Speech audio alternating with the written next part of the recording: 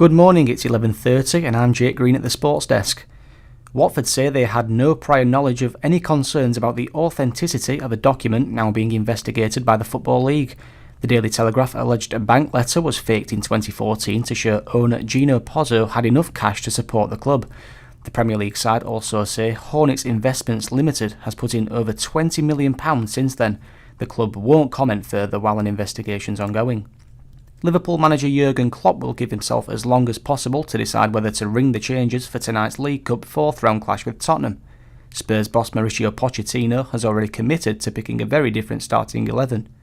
Unlike Tottenham, Liverpool aren't playing European football this season, and Klopp says it means they can go match to match in their approach. It's likely that there will a few changes, but I didn't make until now a final decision about this because it's really short term since we played last time, and the last game is not that important. It's more about the next.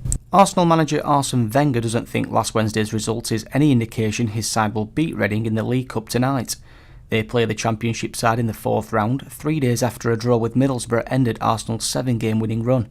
Last midweek they hammered Ludogorets Razgrad 6-0 in the Champions League. Wenger says that took a lot out of his players. The score was comfortable, but physically was a high-level game.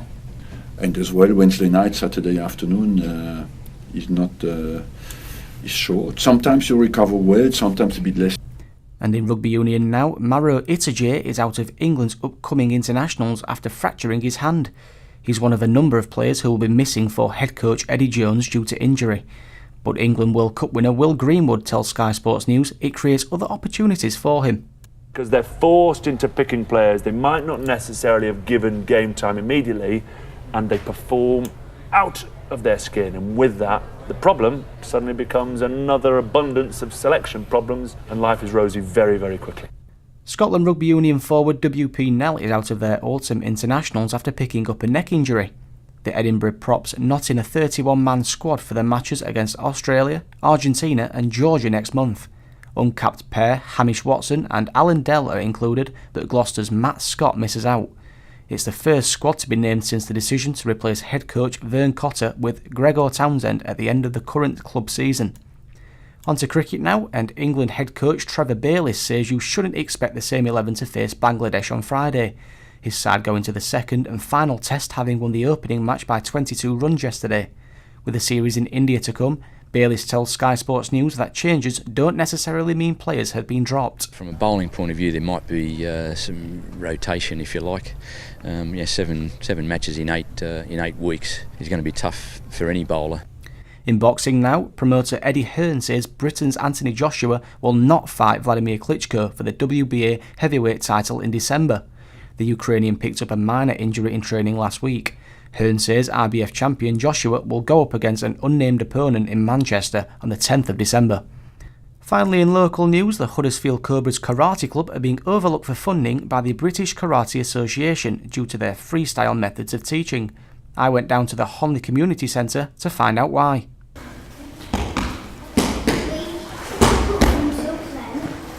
The Huddersfield Cobras were established in 1999, aiming to provide children with confidence, fitness and lifelong friendships.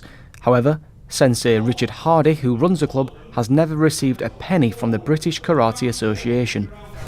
Well, to be quite honest, I just think it's all political. I think it's a case of if you're not affiliated to the British Karate Association, that you're not classed as real karate people. Harry Milburn, Bush Broadbent, Lennox Redfern. Parents of Richard's pupils, however, have mixed views regarding the lack of funding. Yeah, if everybody else is getting it, then I think they should get their percentage share. I think they're only young and it doesn't have to be that serious, so I'm quite happy to pay. Yeah, I think our club should receive funding and everybody be the same. It doesn't matter to the pupils though, especially Lennox, who loves her karate training. I like doing the katas, because I like learning new ones and like practicing the ones I already know.